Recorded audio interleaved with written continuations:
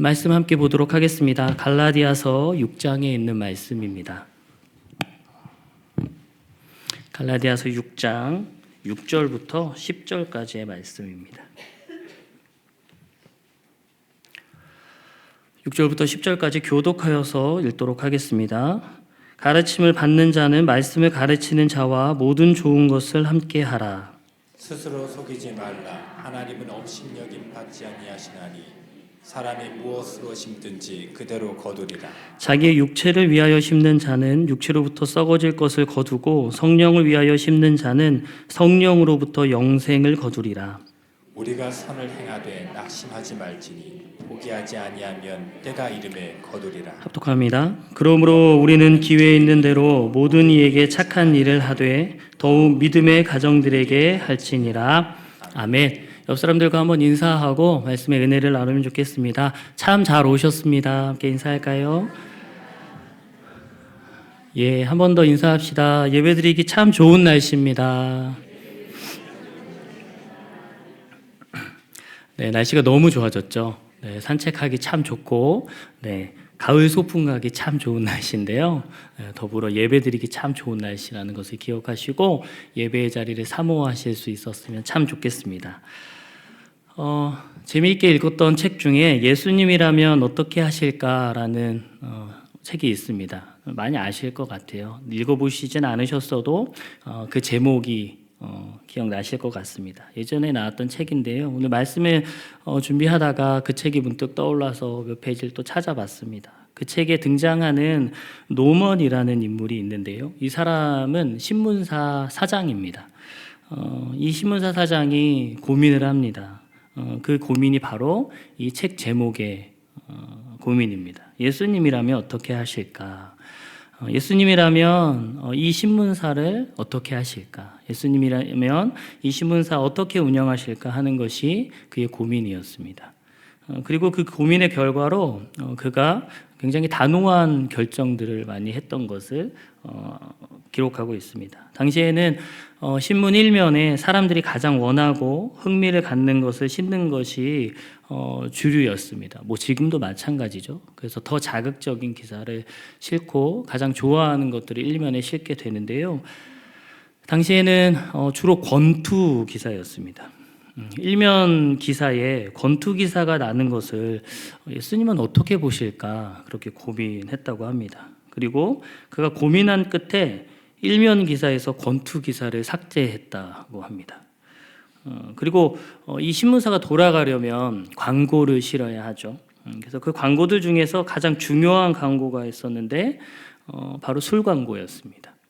노먼 사장이 또 고민을 합니다. 이 술 광고를 어떻게 할까 고민 끝에 똑같은 질문을 합니다. 예수님이라면 어떻게 하실까? 그래서 어떻게 했을까요? 술 광고를 캔슬 시킵니다. 그리고 나서 그 신문사가 주일에 발행하던 그 관행까지도 없애는 그런 모습을 보이게 됩니다. 당시 모든 신문사가 주일에 당연히 발행을 했고 1면 기사에 가장 원하는 그 권투 기사를 냈고 곳곳마다 술 광고를 내면서 그 돈을 받아서 광고료를 받아서 신문사를 운영했었는데 그 신문사는 그 노먼 사장이 운영한 신문사는 그렇게 하지 않았던 것입니다. 여러분 이 신문사가 어떻게 되었을까요? 아마 여러분 마음속에 설교 전반부에 저런 말씀 하시니까 기대감을 가지시지 않겠습니까? 잘 됐겠지.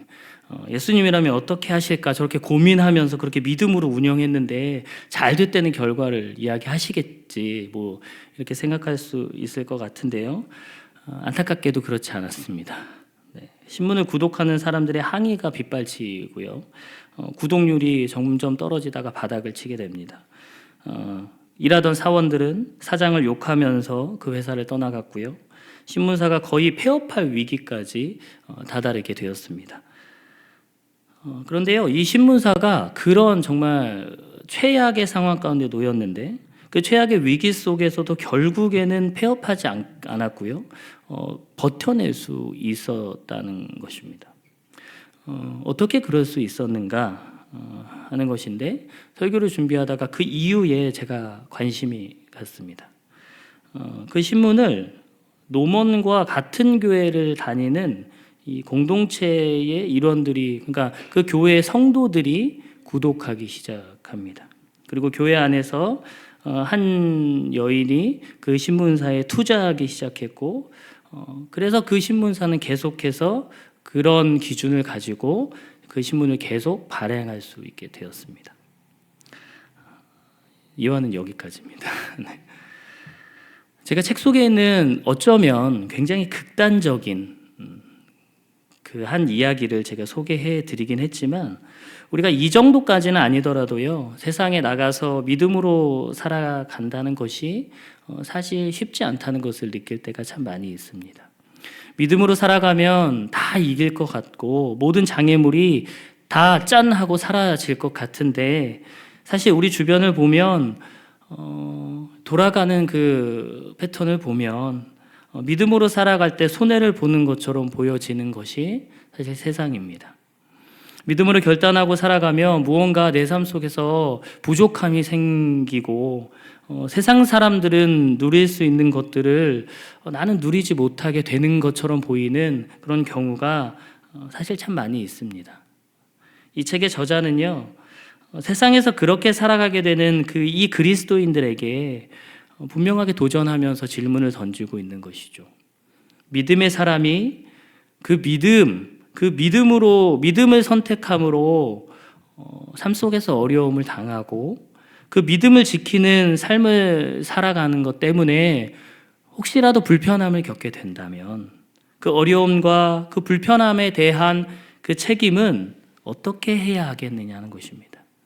그 책임은 누가 감당해야 하겠느냐 하고 질문을 던지고 있는 것입니다. 그리고 결론적으로 그 책임을 이 믿음의 사람들이, 같은 공동체에 속한 그 믿음의 사람들이 함께 져야 한다, 함께 감당해야 한다라고 책을 통하여서 말하고 있습니다. 여러분, 오늘 우리가 읽은 이 갈라디아서 본문도요, 이와 같은 이야기를 하고 있습니다. 우리가 함께 읽은 갈라디아서 6장 6절부터 10절까지의 말씀의 그 구조를 보면, 선생님에게 좋은 것을 대접하라 하는 그 파트 1과 심은 대로 거둔다라는 파트 2, 그리고 열심히 선을 행하자 하는 파트 3, 이렇게 세 개의 이야기로 구분되어 있는 것처럼 우리가 보여지는데요, 이 세 개의 이야기가 그러나 떨어져 있는 이야기가 아니라 결국에는 하나로 묶여 있는, 그 묶여지는 주제가 바로 그 믿음을 가진 사람들의 책임이다라는 것을 우리가 알아야 한다는 것입니다. 무슨 말입니까? 이 바울은 교회 공동체 안에 속한 이 믿음의 사람들이 어떤 책임을 감당해야 하는지를, 그 책임에 대해서 오늘 본문을 통하여서 우리에게 말하고 있다는 것입니다. 6장을 봤는데요, 이 이야기는요, 앞선 5장부터 흘러오는 이야기입니다. 5장 22절부터 24절에 보면 먼저 성령의 열매에 대한 말씀이 나옵니다. 우리가 잘 아는 내용인데요, 같이 한번 읽어볼까요? 22절부터 24절까지 같이 읽습니다. 시작. 오직 성령의 열매는 사랑과 희락과 화평과 오래 참음과 자비와 양선과 충성과 온유와 절제니 이 같은 것을 금지할 법이 없느니라. 그리스도 예수의 사람들은 육체와 함께 그 정욕과 탐심을 십자가에 못 박았느니라. 아멘. 이렇게 지금 5장에서는요, 성령의 열매 이런 것이다, 이런 성령의 열매를 맺으면서 성령의 열매를 맺으면서 살아가야 한다, 그것을 교인들에게 권면했습니다. 그리고 나서 지금 이어지는 이 6장을 통하여서 그러면 성령으로 살아가는 사람들의 삶이 어떠한 것인지를 보다 구체적으로 지금 보여주고 있는 것입니다. 이런 큰 틀 안에서 오늘 본문은요, 성령으로 살아가는 사람들은 교회 안에서 감당해야 할 책임이 있다는 것입니다. 그 책임을 다하는 것이 성령의 열매를 맺어가는, 성령으로 살아가는 삶의 구체적인 모습이다라는 것이죠. 여러분, 이처럼 믿음의 사람은요, 감당해야 하는 책임이 있습니다. 그러면 우리가 이 책임을 잘 감당하기 위해서는 어떻게 해야 할까요? 가장 먼저는요, 그 책임의 대상이 누군지를 알아야 할 것 같습니다. 대상을 먼저 보면요. 본문 6절과 10절에서 그 대상을 이야기해주고 있는데요. 본문 6절을 한번 보면 가르침을 받는 자는 말씀을 가르치는 자와 모든 좋은 것을 함께 하라 라고 말합니다. 지금 먼저 말씀을 가르치는 자가 바로 우리가 책임져야 하는 대상이다 라고 이야기해 줍니다. 또 10절을 보면요. 그러므로 우리는 기회 있는 대로 모든 이에게 착한 일을 하되 더욱 믿음의 가정들에게 할지니라 라고 이야기하고 있습니다. 믿음의 가정들이 우리가 책임져야 하는 대상이다 라고 또 이야기하는 것입니다. 이렇게 보면 가르치는 자 한 부류, 또 그리고 믿음의 가정 또 한 부류, 이렇게 이분법적으로 두 부류만 나누어서 우리가 생각할 수 있는데요. 단순히 그런 의미가 아닌 것이죠. 유대인에게는 두 개의 단어로 하나의 주제를 설명하는 중언법이라는 것이 있습니다. 예를 들어서 쉽게 이야기해드리면 하나님께서 하늘과 땅을 만드셨습니다 라고 이렇게 이야기를 했다면 하나님께서 하늘만 만드시고 하늘과 땅만 만드시고 다른 것을 만들지 않은 것을 말하는 것이 아니죠. 지금 하늘로부터 땅에 있는 그 모든 것을 하나님이 만드셨다 할 때 하나님께서 하늘과 땅을 만드셨습니다 라고 이야기하는 것입니다. 마찬가지로 지금 바울이 이야기하는 것은 지금 말씀을 가르치는 자 따로 그리고 믿음의 가정 따로 이렇게가 아니라요. 말씀을 가르치는 자로부터 시작해서 믿음의 가정들까지 이 교회 공동체 안에 속해 있는 모든 사람들이, 모든 지체들이 다 우리가 책임져야 하는 대상이다라고 이야기하고 있는 것입니다. 특별히 우리가 읽었던 이 6절에서 바울은 그 대상에 대해서 이야기하면서 그 대상들과 함께 해야 한다, 함께 하라라고 지금 말하고 있는 것을 우리는 보게 됩니다. 여러분, 이 함께 하는 것의 원어는요, 원형을 찾아보면 코이노네오라는 헬라어인데요. 이 헬라어는 단순하게 그냥 함께 하는 것, 단순히 같이 있는 것, 그 정도를 이야기하는 것은 아닌 것 같습니다. 이것은 우리가 잘 아는 단어인 코이노니아, 뭐죠? 교회 공동체, 그 공동체 안에서 어떤 결핍이 생긴다며 무언가 부족한 것이 있다면 그것을 채워 넣는 것, 그것을 공급해 넣는 것을 이 코이노네오라고 합니다. 그래서 이 단어가요, 쓰여진 용례를 찾아보면 로마서 12장 13절인데요. 성도들의 쓸 것을 공급하며 손 대접하기를 힘쓰라 라고 말할 때 같은 단어가 사용됐습니다. 어디에 사용됐을까요? 네, 노란색으로 나와 있네요. 쓸 것을 공급하며 라고 했을 때 같은 단어가 사용되었습니다. 바로 이것이 오늘 본문 말씀에서 이야기하는 나누는 것, 함께 하는 것, 그것입니다. 그러니까 공동체 안에서 우리가 말씀을 가르치는 자뿐만 아니라 믿음의 모든 가정에 이르기까지 믿음의 공동체 안에 모든 사람들과 좋은 것을 나누고 그것을 함께 해야 한다는 것입니다. 그들에게 결핍이 생긴다면, 그들에게 부족한 것이 생긴다면 우리가 그것을 돌아보고 그것을 돌보고 그것을 공급해주고 그것을 채워줄 수 있어야 한다라는 것이 오늘 본문이 지금 이야기하는 내용입니다. 본문에서는 계속 이어지는 7절, 8절에서 이 심은 대로 거둔다라는 이야기를 통해서 그런 나눔의 책임을 가진 너희들이 지금 무엇을 위해서 살아가고 있느냐고 바울이 반문하고 있는 것이죠. 너희들의 삶은 지금 무엇을 위하여 심는 삶이냐라고 지금 이야기하고 있는 것입니다. 육체를 위하여 심는 사람은 공동체를 위하여 심는 사람이 아니라는 거죠. 육체를 위하여 심는 사람은 자기 자신을 위해서 살아가는 사람입니다. 이런 사람은 교회 공동체 안에 함께 속해 있지만 나 말고는, 내 것 말고는 아무런 관심이 없습니다. 나의 필요, 내가 써야 하는 것, 오직 내 것에만 관심이 집중되어 있습니다. 그래서 나의 필요를 위해서만 최선을 다해서 살아갑니다. 이런 자들은 자기 자신의 만족을 위해서 살아가게 되겠죠. 그렇게 자기 안에 계속 쏟아붓지만 그렇게 계속 쏟아부어봤자 더 채워지지 못하는 그 결핍을 계속 경험하게 될 것입니다. 그리고 결국 다 채워지지 않는 그 허무함 속에서 좌절하게 되는 것을 사실 우리는 삶의 경험을 통하여서 잘 알고 있습니다. 그 이야기를 오늘 본문인 8절에서도 같이 이야기하고 있는 것입니다. 8절 상반절인데요. 자기의 육체를 위하여 심는 자는 육체로부터 썩어질 것을 거두고 라고 합니다. 육체를 위해서 육체의 것들만을 심는 자는 결국 육체에 썩어질 것만을 거둘 수밖에 없다라는 것입니다. 근데 반대로 무엇입니까? 반대로 성령을 위해 심는 사람은 그들과 다른 삶을 산다는 것이죠. 어떤 삶입니까? 8절 하반절에요. 성령을 위하여 심는 자는 성령으로부터 영생을 거두리라 하고 기록해 주고 있습니다. 여러분, 성령을 위하여 심는 사람은 어떤 자들입니까? 이게 성령을 위하여 심는 자는 이라고 했는데요. 그들은 자기를 위해서 살아가는 사람들이 아닌 거죠. 믿음의 공동체를 위해서 살아가는 사람들을 말하는 것 아닙니까? 성령의 사람들과 함께 나누고 함께하는 그 사람들을 말하는 것이죠. 그리고 이렇게 성령을 위하여 심는 자는 공동체를 돌아보며 공동체의 필요와 쓸 것을 돌아보며 그것을 공급하기 위하여 힘쓰는 삶을 살아가는 자는 성령으로부터 영생을 거둔다라고 우리에게 이야기해 주고 있습니다. 아멘이십니까?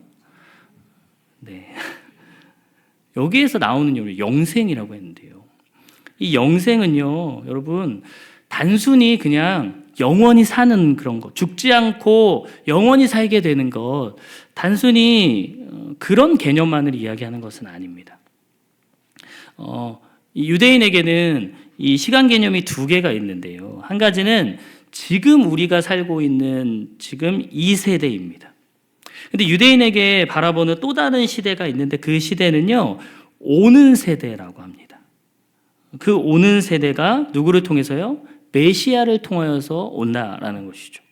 그래서 예수 그리스도의 통치를 통해서 오는 세대, 그 영어로는 eternal life, 그리고 그것을 한자로 하면 영생으로 번역을 하니까 우리에게 다가오는 어감은 어떠죠? 아, 영원히 사는가 보다.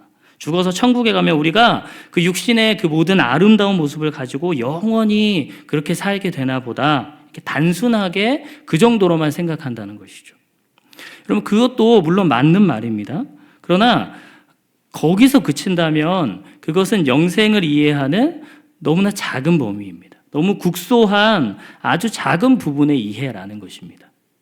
본문에서 말하는 성령을 위해 사는 사람들이 성령으로부터 거두게 되는 영생, 그것이 말하는 포인트는 단순히 영원히 사는 것 그것만이 아니라 누구의 다스림을 받느냐가 중요하다는 것입니다. 다시 말해서요, 성령의 사람들은요, 예수 그리스도의 다스림을 받는 복된 나라를, 그 하나님의 나라를 살아가게 된다는 것입니다. 여러분, 이것이 포인트입니다. 지금 우리가 살아가는 이 시대는 바로 이 세대와 오는 세대가 공존하는 시대입니다. 지옥이 있음과 동시에 천국을 맛볼 수 있다는 것이죠. 여러분, 이것을요, 오늘 본문에 바울의 권면을 통해서 이야기해 본다면요, 육체를 위해서 심는 사람, 자기를 위해서 살아가는 사람들은 그 인생 가운데서 무엇을 경험하는 겁니까? 지옥을 경험하게 된다는 것입니다. 그런데 자기를 위해서, 자기의 만족만을 위해서 살아가지 않고 그 속한 예수 그리스도의 그 공동체를 위해서, 성령을 위해서 심는 사람은 지금 똑같은 세상을 살아가지만 그 인생 가운데 무엇을 경험할 수 있게 된다는 것입니까? 천국을 경험할 수 있게 된다는 것입니다. 돈으로도, 명예로도, 어떤 권력으로도, 그 어떤 것으로도 줄 수 없는 그 영생, 바로 하나님 나라를 우리의 삶 속에서 경험할 수 있게 된다라고 바울이 말하고 있는 것입니다. 바울이 강력하게 말하는 것이 무엇입니까? 너희들의 삶 속에서 그 하나님의 나라를 경험해라. 너희들이 경험할 수 있다라고 바울이 지금 외치고 있는 것입니다. 믿음의 공동체 안에서 부족하고 연약한 모습을 본다면 너희가 그것을 채워가면서, 그것들을 공급해가면서 그 공급해가는 그 모습 안에서 너희가 하나님의 나라를, 천국을 맛보아라 라고 말하고 있다는 것입니다. 우리가 이렇게 말로 하는 것 사실 굉장히 쉬워 보이지만 저도 압니다. 사실 이것이 쉽지가 않습니다. 우리들이 살아가는 삶 속에서 이 전반부에 말씀드린 이 설교의 내용을 살아내는 것, 내 행동으로, 내 삶으로 나타내는 것이 결코 쉽지 않습니다. 내 쓸 것, 내 필요, 그것이 당연히 먼저 보입니다. 내가 부족한 것, 내 연약한 것이 먼저 보이는 것이 우리가 믿음의 공동체 안에 있는 자들이지만 솔직한 우리의 모습이라는 것입니다. 그러니까 그 이야기를 9절이 이야기하는 것이죠. 우리가 선을 행하되 낙심하지 말지니 포기하지 아니하면 때가 이름에 거두리라. 그 일이 쉽지 않다. 나도 안다. 그럼에도 불구하고 낙심하지 말아라. 절망하고 좌절하지 말아라. 그렇게 하지 못하는 모습을 보면서 너희가 그 자리에서 주저앉아서 포기하지 말고 너희에게 기회가 있을 때마다, 시간이 있을 때마다, 물질이 있을 때마다, 건강이 있을 때마다 그 믿음의 공동체를 돌아보면서 그들을 위해서 최선을 다해 한번 나누어 보아라. 그럴 때 그곳에서, 그 자리에서 천국이 시작되고 그곳에서 너희가 하나님의 나라를 경험할 수 있게 될 것이다. 하나님께서 바울을 통하여서 갈라디아 교인에게 목놓아 외치고 계신 것입니다. 사랑하는 여러분, 이 외침이 단순히 2000년 전 갈라디아 교회 교인들에게만 외쳐졌던 그냥 그 외침으로 끝나지 않기를 간절히 소망해 봅니다. 이 외침이 바로 지금 이 순간 이 자리에서 함께 예배드리는 우리 모두에게 우리의 귓가에 들려지는 하나님의 울림이 되길 주님의 이름으로 축복합니다. 참 힘든 시대를 살아가고 있는 것 같습니다. 정말 나만 봐도 내 것만 채우기에도 참 힘든 그런 삶을 살아야 하는 시대인 것 같습니다. 이렇게 힘든 상황 속에서 우리 크리스찬들도 점점 나만 생각하게 되고 점점 내 것을 채우는 것에만 집중하게 되는 것이 사실인 것 같습니다. 그러나 우리 안에 그런 모습이 나타나지 않기를 우리가 소망하면 좋겠습니다. 결심하면 좋겠습니다. 우리에게 이 시간 그런 결심이 있기를 주님의 이름으로 축복합니다. 지금 이 시간이 믿음의 공동체 안에서 나에게 주신 책임을 내가 감당하겠습니다. 그들에게 부족한 것이 보인다면, 그들에게 채워야 할 것이 보인다면 내가 그것을 채우는 도구가 되겠습니다. 결단하는 시간이 되기를 바랍니다. 여러분들이 속한 믿음의 공동체 안에서 누군가에게 연약한 모습이 보인다면, 누군가에게 부족한 모습이 보인다면 여러분 그 사람에게 다가가실 수 있기를 축복합니다. 내가 그것들을 채워감을 통해 하나님의 나라를 아름답게 세워가고 나눔과 섬김을 통해 그와 내가 함께 하나님의 천국을 경험하는 우리 모두가 될 수 있기를, 그런 소망과 기대를 가질 수 있기를 축복합니다. 그런 삶이요, 갈라디아 6장 마지막 부분이 말하는 내 몸에 예수의 흔적을 지는 사람의 모습이 아닐까 합니다. 그냥 이름만 크리스찬, 무늬만 그리스도인, 말로만 십자가를 지고 가는 그런 우리들이 아니라 진짜 성령으로 살아가는 사람은, 성령을 심는 자는 어떤 사람인지를 저와 여러분들의 삶을 통하여 보여줄 수 있는 모든 성도님들의 삶이 되시기를 주님의 이름으로 축복합니다.